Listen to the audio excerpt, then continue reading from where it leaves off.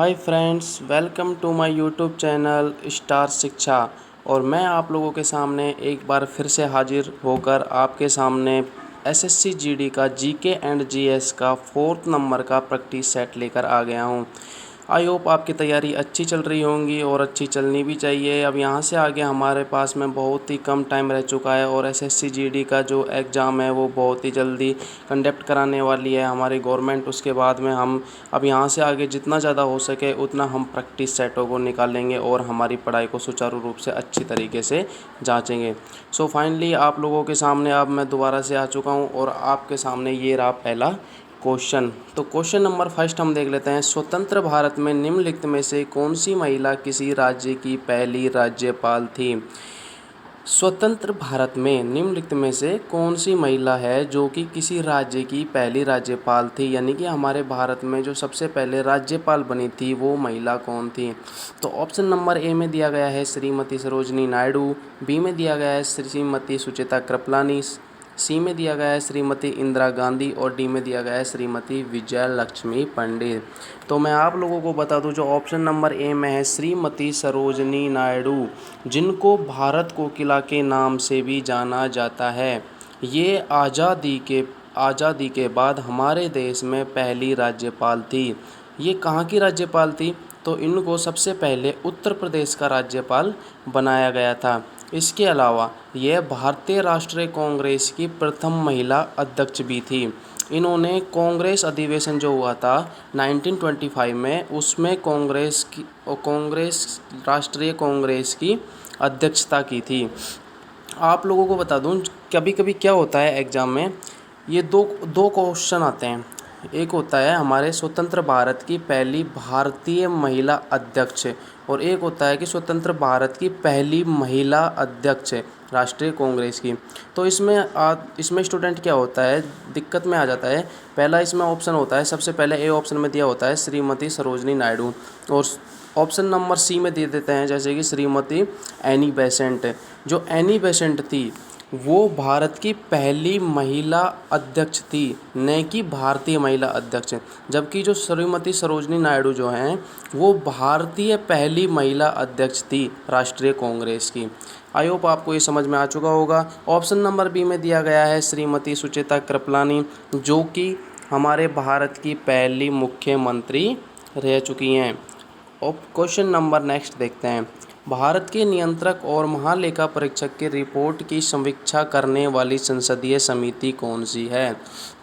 भारत के नियंत्रक और महालेखा परीक्षक, यानी कि हम जिसे बोलते हैं CAG, comptroller and auditor general, इनकी जो समीक्षा करने वाली जो संसदीय समिति थी वो थी लोक लेखा समिति। इनके द्वारा जो CAG हैं उनकी रिपोर्ट की समीक्षा की जाती है। CAG की जो नियुक्ति होती है ना, CAG की जो नियुक्ति होती है वो आर्टिकल 148 के अंतर्गत होती है। आर्टिकल 148 के अंतर्गत होती है, यानी कि अनुच्छेद 148 के अंतर्गत जो ये कंप्ट्रोलर एंड ऑडिटर जनरल होते हैं CAG, उनकी नियुक्ति होती है। किसके द्वारा इनकी नियुक्ति की जाती है? क्वेश्चन बनता है कि जो CAG होते हैं भारत के नियंत्रक और महालेखा परीक्षक, इनकी नियुक्ति किसके द्वारा की जाती है? तो इनकी नियुक्ति राष्ट्रपति के द्वारा की जाती है। नेक्स्ट क्वेश्चन की ओर चलते हैं। हमारा नेक्स्ट क्वेश्चन है, संयुक्त राष्ट्र संघ दिवस निम्नलिखित में से किस तिथि को मनाया जाता है? तो आप सभी को पता होगा UNO, जिसको संयुक्त राष्ट्र संघ कहा जाता है, इसकी स्थापना हुई थी 24 अक्टूबर 1945 को, यानी कि 24 अक्टूबर 1945 को संयुक्त राष्ट्र संघ की स्थापना हुई थी। तो संयुक्त राष्ट्र संघ दिवस कब मनाया जाता है? 24 अक्टूबर को मनाया जाता है। हम संयुक्त राष्ट्र संघ के बारे में कुछ एक्स्ट्रा फैक्ट देख लेते हैं। जो संयुक्त राष्ट्र संघ के टोटल सदस्य देश हैं वो हैं प्रेजेंट टाइम में 193, और इनका जो इसमें जो नवीनतम देश जुड़ा था 193 में, इनमें जो नवीनतम देश जुड़ा था वो था दक्षिणी सूडान। कौन सा देश था दोस्तों? वो था दक्षिणी सूडान। UNO का मुख्यालय कहाँ पर स्थित है? क्वेश्चन बनता है कि UNO संयुक्त राष्ट्र संघ का जो मुख्यालय है वो कहाँ पर स्थित है? तो इसका जो मुख्यालय है वो है न्यूयॉर्क। न्यूयॉर्क कहाँ पड़ता है? तो न्यूयॉर्क पड़ता है USA के अंतर्गत। आई होप आपको ये क्वेश्चन समझ आ गया होगा। तो अब हम चलते हैं नेक्स्ट क्वेश्चन की ओर। हमारा नेक्स्ट क्वेश्चन है, भारत में गेहूं का सर्वाधिक उत्पादन निम्न में से किस राज्य द्वारा किया जाता है? तो भारत में सबसे ज़्यादा जो गेहूं का उत्पादन किया जाता है वो किया जाता है उत्तर प्रदेश के द्वारा। ऑप्शन नंबर सी में दिया गया है उत्तर प्रदेश। उसमें दूसरे और तीसरे नंबर पर आते हैं हमारा, दूसरे नंबर पर पंजाब आता है और तीसरे नंबर पर आता है एमपी। उत्तर प्रदेश के बाद में सबसे ज़्यादा जो चावल उत्पादन किया जाता है वो किया जाता है पंजाब में, और उसके बाद तीसरे नंबर पे किया जाता है एमपी के द्वारा। नेक्स्ट क्वेश्चन की तरफ चलते हैं। गाय के दूध का जो रंग होता है वो किसकी मौजूदगी के कारण थोड़ा पीला होता है? तो ऑप्शन नंबर डी में जो दिया गया है, कैरोटीन प्रोटीन जो होती है, कैरोटीन नामक प्रोटीन होती है, उससे जो गाय का दूध होता है उसमें पीला रंग जो होता है, थोड़ा सा हमको पीला रंग दिखाई देता है। इसके साथ साथ में आपको पता ही है कि दूध के अंदर पर्याप्त मात्रा में कैल्शियम की मात्रा तो पाई जाती है। नेक्स्ट क्वेश्चन की ओर चलते हैं दोस्तों। आपको ये क्वेश्चन अच्छी तरीके से समझने हैं और अच्छी तरीके से समझ भी आ रहे होंगे, क्योंकि एसएससी जीडी में जो होता है 25 क्वेश्चन जीके और जीएस के आते हैं, जो कि हमारे लिए बहुत इंपॉर्टेंट होते हैं। क्या होता है कि मैथ और जो रीजनिंग सब्जेक्ट एक ऐसे होते हैं जो कि 90% स्टूडेंटों के उसमें 25 में से 22, 23, 24 क्वेश्चन आ जाते हैं। लेकिन एक जीएस और जीके जो सब्जेक्ट होता है, ये एक ऐसा सब्जेक्ट है जिसमें मेरिट यहीं पे गिरती है स्टूडेंट की। हिंदी में भी ज़्यादातर इतना उसका जो सिलेबस होता है हिंदी का, एसएससी जीडी का, आपने 2018 वाली वैकेंसी में भी देखा होगा, उसमें हिंदी बहुत नॉर्मल आती है। इसलिए हिंदी में भी ज़्यादातर स्टूडेंट उसमें 20+ क्वेश्चन कर ही देते हैं, 20+ क्वेश्चन उसमें भी कर ही देते हैं। लेकिन एक जीएस और इस जीके के जो पार्ट होता है, ये एक ऐसा पार्ट होता है जिसमें हर स्टूडेंट 15 से ज़्यादा क्वेश्चन नहीं कर पाता। इसलिए जिसका भी ये जीके और जीएस का पार्ट जो इम्पोर्टेंट होगा, जिसका जितना ज़्यादा मजबूत होगा, वो मेरिट में उतना ही आगे निकलेगा। तो नेक्स्ट क्वेश्चन नंबर देख लेते हैं हमारा। ये अकबरनामा जो है वो किसने लिखा था? तो अकबर जो नामा है वो लिखा था अबुल फजल ने, जो कि अकबर के ये दरबार में रहते थे। आप सभी को पता है अकबर जो है, अकबर के दरबार में 9 रत्न रहते थे। अकबर के दरबार में कौन रहते थे? 9 रत्न रहते थे। अकबर का जन्म कब हुआ था? तो अकबर का जन्म हुआ था 1542 ईस्वी को। और इनकी मृत्यु कब हुई थी? तो इनकी मृत्यु हुई थी 1605 को। जन्म हुआ था 1542 को, मृत्यु हुई थी 1605 को। इनके पिताजी का नाम क्या था? अकबर के पिताजी का नाम था हुमायूं। ठीक है। अबुल फजल इनके एक दरबारी थे, जो कि एक विद्वान दरबारी थे। वो एक विद्वान लेखक भी थे। अकबर के शासनकाल में लिखा गया ये कि प्रमाणिक इतिहास था अकबरनामा। जो ये पुस्तक थी, जो ये मतलब अकबरनामा जो लिखा गया था, ये किस भाषा में लिखा गया था? तो जो अकबरनामा है वो फारसी भाषा में लिखा गया था। अकबरनामा कौन सी भाषा में लिखा गया था? फारसी भाषा में लिखा गया था। तो आपको ये एक्स्ट्रा फैक्ट आई थिंक समझ में आ गए होंगे। नेक्स्ट क्वेश्चन की तरफ चलते हैं। पूर्ण स्वराज की शपथ कांग्रेस के किस अधिवेशन में ली गई थी? तो कांग्रेस के जो अधिवेशन हुआ था, लाहौर का अधिवेशन 1929 को, ये 45वां अधिवेशन था कांग्रेस का, 45वां अधिवेशन। इसकी अध्यक्षता किसने की थी? तो इसकी अध्यक्षता की थी पंडित जवाहरलाल नेहरू ने। PJN पंडित जवाहरलाल नेहरू ने इसकी अध्यक्षता की थी। इस अधिवेशन में पूर्ण स्वराज्य की शपथ कांग्रेस के द्वारा ली गई थी। नेक्स्ट क्वेश्चन की तरफ चलते हैं दोस्तों। नेक्स्ट क्वेश्चन है हमारा, रेड क्लिफ रेखा किन देशों की सीमाओं का सीमांकन करती है? जो रेड क्लिफ रेखा है, पहले हम इसके बारे में जान लेते हैं। रेड क्लिफ रेखा एक अंतर्राष्ट्रीय रेखा है जो कि भारत और पाकिस्तान को जोड़ती है। ये भारत और पाकिस्तान के मध्य जो अंतर्राष्ट्रीय रेखा है, इसकी जो निर्धारण किया था, रेड क्लिफ जो रेखा का निर्धारण किया था वो 14 अगस्त 1947 को किया गया था। किसके द्वारा किया गया था? तो वो थे सर रेड क्लिफ के द्वारा इसका निर्धारण किया गया था 14 अगस्त 1947 को। इन्हीं के नाम पर इस रेखा का नाम रेड क्लिफ रेखा रख दिया गया था। जो इसकी लंबाई है ना, रेड क्लिफ की जो लंबाई है वो हमारे लगा के गुजरात से लेके और जम्मू कश्मीर तक है। तो इसकी जो लंबाई है वो कहीं कहीं पे आपको 3310 मिलेगी, कहीं कहीं पर इसको 3323 मिलेगी। तो ये हमको हमारे ऑप्शन के ऊपर डिपेंड करता है कि क्वेश्चन में हमारा ऑप्शन क्या होगा। दोनों ऑप्शन तो होंगे नहीं कि 3310 भी दे दिया और 3323 भी दे दिया। एक ही ऑप्शन होगा इनमें से, या तो 3310 होगा या 3323 होगा। तो जो भी होगा हम उसको टिक कर देंगे, क्योंकि ज़्यादातर किताबों में 3310 भी दिया गया है और 3323 भी दिया गया है। तो आप लोगों को समझ में आ गया होगा कि इसमें क्या है, ये दिक्कत आती है थोड़ी सी कि कहीं पे ऐसा दोनों ऑप्शन तो नहीं आ जाते हैं, लेकिन ऐसा होता नहीं है कभी भी। बाई चांस कोई हो भी जाए, लेकिन ऐसा हो नहीं सकता कि दोनों ऑप्शन एक साथ में आ जाते हैं। तो आपको पता रखना है कि 3310 और 3323 ये दो जो लंबाई है इसकी दी गई है रेड क्लिफ रेखा की। दूसरी बात कर लेते हैं हम, एक है मैकमोहन रेखा। मैकमोहन रेखा ये भारत और चीन के बीच में स्थित है। एक है डूरंड रेखा जो कि भारत और अफ़गानिस्तान के बीच में सीमा बनाती है। तो नेक्स्ट क्वेश्चन की तरफ चल लेते हैं हम। हमारा नेक्स्ट क्वेश्चन है, भारतीय संविधान का कौन सा भाग कल्याणकारी राज्य के आदर्श घोषित करता है। जो भारतीय संविधान का जो भाग है वो कौन सा भाग है जो कल्याणकारी राज्य के आदर्श घोषित करता है। तो ऑप्शन नंबर डी में जो दिया गया है राज्य के नीति निर्देशक सिद्धांत, ये कल्याणकारी राज्य के आदर्श की घोषणा करता है। अब हम बात कर लेते हैं राज्य के नीति निर्देशक सिद्धांतों का।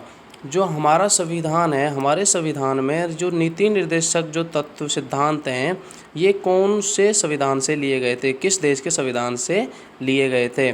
तो आप सभी लोगों को पता होगा कि जो नीति निर्देशक जो सिद्धांत हैं वो आयरलैंड के संविधान से लिए गए हैं।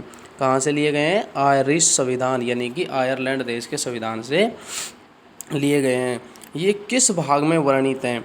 जो नीति निर्देशक सिद्धांत हैं वो भाग 4 में वर्णित हैं, भाग 4 में वर्णित हैं। और आर्टिकल नंबर 36 से लेकर 51 तक उल्लेखित हैं।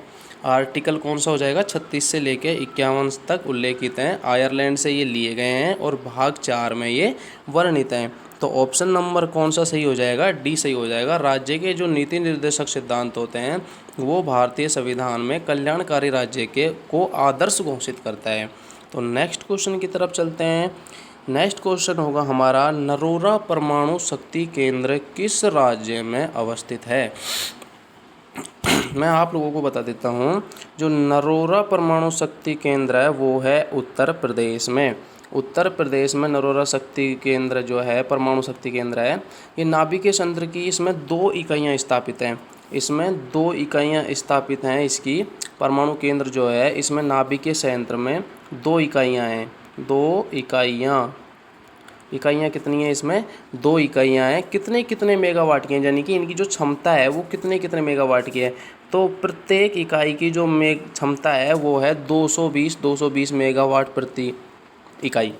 हर इकाई की जो क्षमता है वो 220 मेगावाट है। इसकी जो प्रथम इकाई है वो लगी थी 1991 में इसकी प्रथम इकाई की स्थापना की गई थी 1991 में। और जो दूसरी इकाई थी वो 1992 में दूसरी इकाई की स्थापना की गई थी।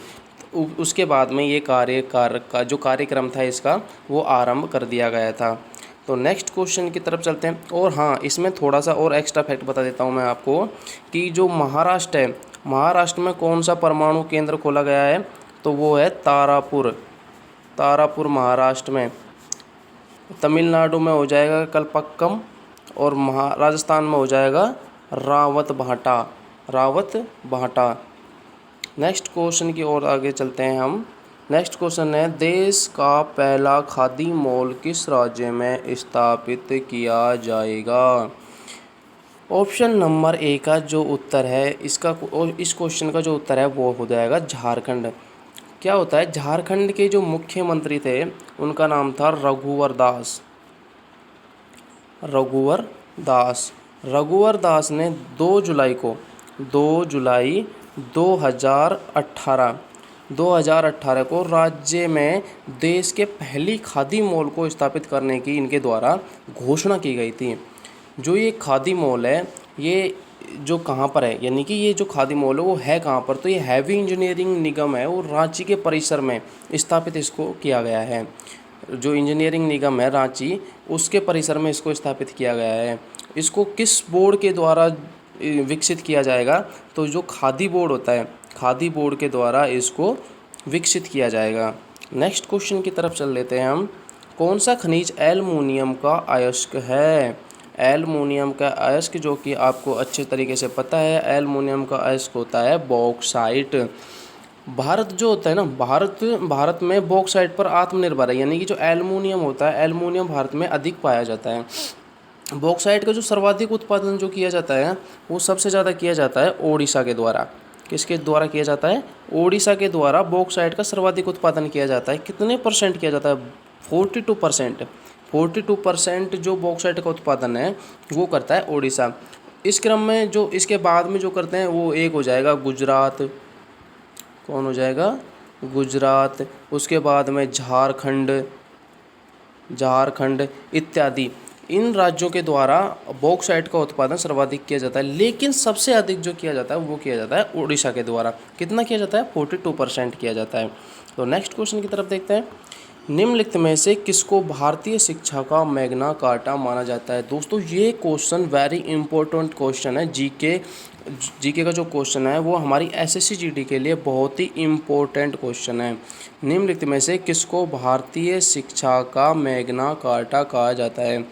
तो इसमें ऑप्शन नंबर दिया गया है ए, वुड का डिस्पैच जो है, ये जनरल जो लॉर्ड डलहौजी ने वर्ष में 1857 की बात है, ये 1857 में वुड का डिस्पैच लागू किया गया था। इसे ही भारतीय शिक्षा का मैग्ना कार्टा कहा जाता है। ये जो शिक्षा संबंधित सुधारों के लिए गवर्नर जनरल था उस टाइम पे डलहौजी, उसने लागू किया था 1857 में वुड का डिस्पैच। इसको ही भारतीय शिक्षा का मैग्ना कार्टा कहा जाता है। नेक्स्ट क्वेश्चन की तरफ चलते हैं। नेक्स्ट क्वेश्चन हमारा होगा, सीमा पार प्रदूषण या अम्ल वर्षा का कारण क्या है? सबसे पहले तो हम जान लेते हैं जो अम्ल वर्षा होती किससे है। तो एक होता है नाइट्रोजन ऑक्साइड NO, एक होता है नाइट्रोजन ऑक्साइड जिसको हम बोलते हैं NO, और एक होता है सल्फर डाइऑक्साइड जिसको हम बोलते हैं SO2, जिसका रासायनिक सूत्र क्या होता है? SO2। और जो नाइट्रोजन ऑक्साइड होता है उसका रासायनिक सूत्र होता है NO। इनके मिक्स होने पर अम्ल वर्षा का जो प्रमुख कारण होता है वो यही होता है। जब वर्षा का जो जल होता है उसका pH मान कितना हो जाता है? 4 से कम हो जाता है, यानी कि वो अम्लीय हो जाता है। आपको पता है 0 से लेकर और 7 तक क्या होते हैं? अम्ल होते हैं। और 0 से लेकर 7 तक, और 7 जो होता है, 0 से लेकर 6 तक तो कितने होते हैं? वो अम्लीय होता है। 7 पे होता है उदासीन होता है। उसके बाद में फिर 14 तक क्या होते हैं? क्षारीय होते हैं। तो इसमें क्या है कि इसका जो pH मान होता है वो 4 से कम हो जाता है। pH मान कितना हो जाता है इसका? जल का जो pH मान होता है, जल का pH मान 4 से कम हो जाता है, यानी कि 4 से कम हो जाएगा तो वो जो पानी है वो अम्लीय रूप धारण कर लेगा। इसीलिए उसको अम्लीय वर्षा कहा जाता है। ये किसके कारण होती है? तो इसमें ऑप्शन नंबर दिया गया है बी, नाइट्रोजन ऑक्साइड और सल्फर डाइऑक्साइड NO और SO2 के द्वारा। आई होप आपको ये क्वेश्चन अच्छे से समझ में आ गया होगा। तो अब चलते हैं हम नेक्स्ट क्वेश्चन की ओर। हमारा नेक्स्ट क्वेश्चन है, भारतीय वन सेवा की स्थापना कब की गई थी? तो आपको बता दिया जाए कि भारतीय जो वन सेवा की स्थापना है वो 1 जुलाई 1966 के द्वारा की गई थी। 1 जुलाई 1966 को भारतीय वन सेवा की स्थापना की गई थी। यह केंद्र सरकार एवं वन पर्यावरण मंत्रालय के नियंत्रण अधीन कार्य करती है। जो भारतीय वन सेवा होती है वो किसके अधीन कार्य करती है? तो केंद्र सरकार और पर्यावरण मंत्रालय के अधीन कार्य करती है। सबसे पहले इंदिरा गांधी राष्ट्रीय वन अकादमी देहरादून में इसका प्रशिक्षण केंद्र स्थापित किया गया था। कहाँ पे किया गया था? देहरादून में। उसका नाम क्या है? इंदिरा गांधी राष्ट्रीय वन अकादमी। ये देहरादून में इसका प्रशिक्षण केंद्र है जो कि स्थापित किया गया था। और भारतीय वन सेवा की स्थापना कब की गई थी? तो ये की गई थी 1 जुलाई 1966 को। नेक्स्ट क्वेश्चन की तरफ चलते हैं। नेक्स्ट क्वेश्चन होगा हमारा, पहले भारतीय कमांडर इन चीफ कौन थे। सबसे मोस्ट इम्पोर्टेंट क्वेश्चन है आज का कि भारत देश के सबसे पहले भारतीय कमांडर इन चीफ कौन थे। तो question number B, option number जो बी दिया गया है वो है जनरल के.एम. करियप्पा, जो कि वर्ष 1949 में इनको कमांडर इन चीफ बनाया गया था। इन्होंने द्वितीय विश्व युद्ध और 1947 में जो 1939 से 1945 तक जो हुआ था द्वितीय विश्व युद्ध, उसको लड़ा था, और 1947 का भारत पाकिस्तान युद्ध जो हुआ था उसको भी इनने लड़ा था जनरल ए.एम. करियप्पा के द्वारा। अब हम कुछ इम्पोर्टेंट फैक्ट देख लेते हैं वर्तमान में। सबसे पहले हम देखते हैं कि जो हमारे CDS हैं, CDS जिनको हम CDS जो हैं वो हैं प्रेजेंट टाइम में हमारे विपिन रावत जी। कौन है? विपिन रावत जी। विपिन रावत जी हैं जो हैं हमारे वर्तमान में CDS। और वायुसेना अध्यक्ष कौन है? तो RKS भदौरिया। RKS भदौरिया ये हमारे प्रेजेंट टाइम में कौन है? वायुसेना अध्यक्ष हैं। उसके बाद में देख लेते हैं हम जल सेना अध्यक्ष कौन हैं। तो वो हैं हमारे अभी प्रेजेंट टाइम में सुनील लांबा। सुनील लांबा जो हैं वो हमारे जल सेना अध्यक्ष हो जाएंगे। उसके बाद में हम देखते हैं थल सेना अध्यक्ष। तो थल सेना अध्यक्ष हो जाएंगे हमारे MN नरवणे, मनोज मुकुंद नरवणे अभी प्रेजेंट टाइम में हमारे थल सेना अध्यक्ष हैं। और CDS हो जाएंगे हमारे विपिन रावत, जो कि तीनों सेनाओं के अध्यक्ष के रूप में इनको चुना गया है। CDS का पद अभी 2019 में इसको लागू किया गया था, CDS के पद को। General K M. करियप्पा इसके आंसर हो जाएंगे। पहले भारतीय कमांडर इन चीफ कौन थे? General K M. करियप्पा। तो नेक्स्ट क्वेश्चन की तरफ चलते हैं। नेक्स्ट क्वेश्चन हो जाएगा हमारा, ATM का पूरा नाम क्या है। तो आप सभी लोगों को पता है ATM का जो पूरा नाम होता है वो होता है ऑटोमेटेड टेलर मशीन। तो ऑप्शन नंबर बी में जो दिया गया है ऑटोमेटेड टेलर मशीन, ये ATM का पूरा नाम हो जाएगा। आधुनिक जो ATM अभी हमारे सबसे पहले चल रहे हैं, इनकी जो सबसे पहली पीढ़ी जो थी ना उसका प्रयोग कब किया गया था। तो उसकी जो सबसे पहली पीढ़ी थी वो चालू हुई थी 27 जून 1967 को। 27 जून 1967 को सबसे पहली जो पीढ़ी थी उसका इसको चालू किया गया था। इसकी जो ATM की पहली पीढ़ी है इसको स्टार्ट किया गया था 27 जून 1967 को। ये कहाँ पे सबसे पहले ATM को कहाँ पे लगाया गया था, मतलब कि इसको किस बैंक के द्वारा इसको चालू किया गया था। तो लंदन में एक स्थित है एक बैंक जो है वो है बार्कले बैंक। बार्कले बैंक एक स्थित है कहाँ पर? लंदन में। उसके द्वारा इसको चालू किया गया था। उससे पहले जो 60 के दशक थे उसमें ATM को बैंकोग्राफ नाम से जाना जाता था। पहले इसको ATM नाम से नहीं जाना जाता था। 60 के दशक में ATM को बैंकोग्राफ के नाम से जाना जाता था। बैंकोग्राफ। ये नोट करने लायक चीज़ है दोस्तों, क्योंकि ये बहुत इंपॉर्टेंट फैक्ट्स हैं जो मैं आपको बता रहा हूँ। क्योंकि 60 के दशक में ATM को किस नाम से जाना जाता था? तो ATM को बैंकोग्राफ के नाम से जाना जाता था। और इसकी जो ATM जो अभी आधुनिक जो ATM है वो अभी जब से इसको मतलब कि किस बैंक के द्वारा इसको सबसे पहले चलाया गया था, तो वो बैंक का नाम था बार्कले बैंक। और कब चालू किया गया था? तो 27 जून 1967 को लंदन में इसको स्टार्ट किया गया था। ये इंपॉर्टेंट फैक्ट जो कि आपको समझ में आ चुके होंगे। नेक्स्ट क्वेश्चन है, एक्सेल विंडो का कौन सा क्षेत्र मान एवं सूत्र रखता है। तो एक्सेल विंडो के फॉर्मूला बार में मान एवं सूत्र होता है। फार्मूला बार जो होता है वो रिबन के नीचे होता है। जो इसका नेम बॉक्स होता है वो सेल के रेफरेंस को दिखाता है।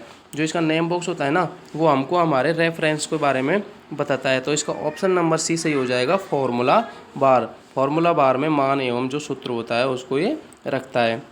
कंप्यूटर का क्वेश्चन भी हमारे SSC GD के जो एग्ज़ाम जो होता है उसमें 25 क्वेश्चनों में 1 या 2 क्वेश्चन आपको कंप्यूटर के देखने को मिलेंगे।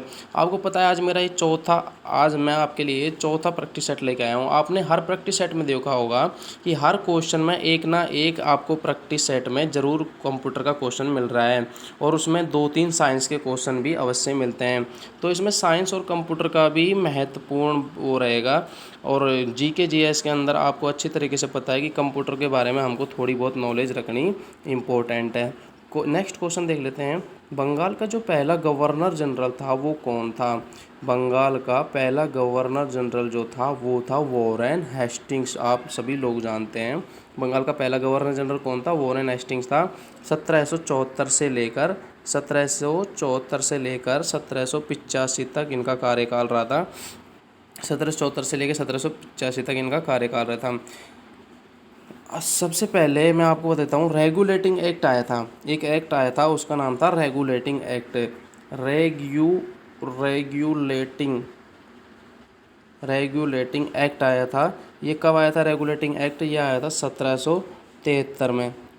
1773 में ये आया था रेगुलेटिंग एक्ट।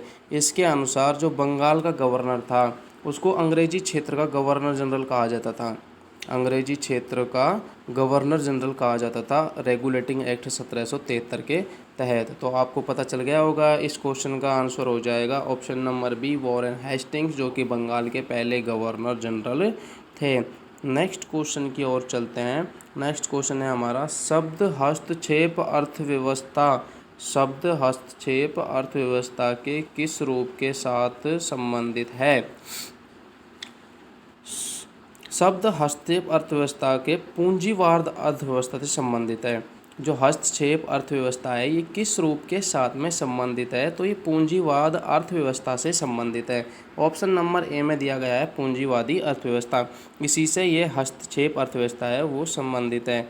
इस अर्थव्यवस्था में क्या होता है, जो आर्थिक क्रियाकलाप होते हैं उनमें जो शामिल निजी संस्थाएं होती हैं, जो सरकारी नियंत्रण और जो सब्सिडी वगैरह होता है उन इनसे जो मुक्त होते हैं ना, इनमें सरकार का कार्य जो होता है वो संपत्ति के अधिकार की सुरक्षा और नियमन पर होता है। तो नेक्स्ट क्वेश्चन की तरफ चलते हैं। नेक्स्ट क्वेश्चन हो जाएगा हमारा, गुप्त वंश के किस राजा को भारत का नेपोलियन कहा जाता है? तो समुद्रगुप्त जो हैं, आप सभी को पता है समुद्रगुप्त को भारत का नेपोलियन कहा जाता है। लेकिन इनको नेपोलियन क्यों कहा गया? इनको जो नाम है वो नेपोलियन क्यों पड़ा, यानी कि इनकी जो उपाधि है वो नेपोलियन की क्यों पड़ी? तो इनकी उपाधि नेपोलियन इसलिए पड़ी क्योंकि समुद्रगुप्त जो था उसने वर्ष 1335 में चंद्रगुप्त के उत्तराधिकारी के तौर पर राजगद्दी पर बैठे थे ये। इसके द्वारा जो उत्तरी जो क्षेत्र था उसमें 9 शासकों को और जो दक्षिण क्षेत्र था उसमें 12 शासकों को पराजित करने के कारण इसको नेपोलियन की संज्ञा दी गई थी। इसीलिए इनको नेपोलियन की संज्ञा दी गई थी। नेक्स्ट क्वेश्चन देख लेते हैं, कलिंग पुरस्कार कौन देता है? तो कलिंग पुरस्कार जो है वो यूनेस्को के द्वारा दिया जाता है। ये कलिंग फाउंडेशन ट्रस्ट के संस्थापक कौन है? तो अध्यक्ष बीजू पटनायक थे, एक कलिंग फाउंडेशन ट्रस्ट के संस्थापक। नेक्स्ट क्वेश्चन की ओर देख लेते हैं हम, किसे फादर ऑफ इंडियन अर्नेस्ट कहा जाता है? जो हमारे लोकमान्य तिलक जी हैं, ऑप्शन नंबर डी में आपको दिखाई दे रहे होंगे लोकमान्य तिलक जी, इनको लोकमान्य जो तिलक जी हैं इनको फादर ऑफ इंडियन अर्नेस्ट कहा जाता है वैलेंटाइन सिरोल ने। जो इनको कहा किसने था, ये मतलब कि किसे फादर ऑफ इंडियन अर्नेस्ट, जो इनको फादर ऑफ इंडियन अर्नेस्ट है वो किसके द्वारा कहा गया था? तो वैलेंटाइन सिरोल नामक व्यक्ति के द्वारा इनको फादर ऑफ इंडियन अर्नेस्ट कहा गया था। इन्हें हिंदू राष्ट्रवाद का पिता भी कहा जाता है। क्यों कहा जाता है? क्योंकि यह एक भारत के प्रमुख राष्ट्रवादी रहे हैं, समाज सुधारक रहे हैं और स्वतंत्रता सेनानी भी थे। इसीलिए इनको हिंदू राष्ट्रवाद का पिता भी कहा जाता है। और इन्होंने सबसे जो इम्पोर्टेंट बात है, उन्होंने इनका जो प्रसिद्ध एक नारा था, इन्होंने एक नारा दिया था, वो था स्वराज मेरा जन्म सिद्ध अधिकार है और मैं इसे लेकर रहूँगा। आप सभी लोगों को पता है कि इनका जो प्रसिद्ध नारा था वो यही था कि स्वराज मेरा जन्म सिद्ध अधिकार है और मैं इसे लेकर के रहूँगा। इसीलिए इनको फादर ऑफ इंडियन अर्नेस्ट कहा जाता है। तो नेक्स्ट क्वेश्चन की ओर चलते हैं। नेक्स्ट क्वेश्चन है हमारा, चाय की खेती की जाती है। जो चाय की खेती है वो कौन सी भूमि में की जाती है? अम्लीय भूमि में, क्षारीय भूमि में, लवणीय भूमि में, या क्षारीय व लवणीय भूमि दोनों में की जाती है? तो मैं आपको बता दूं, जो चाय की खेती के लिए सबसे अच्छी जो मिट्टी होती है, फिर सबसे अच्छी जो भूमि होती है वो होती है अम्लीय भूमि। अम्लीय भूमि में ये सबसे ज़्यादा चाय की खेती की जाती है, क्योंकि जो अम्लीय मृदा होती है वो कैसी होती है? अवसादी प्रकार की होती है। औषधि प्रकार की होती है अम्लीय मृदा, इसीलिए चाय के लिए इसको अच्छा माना जाता है।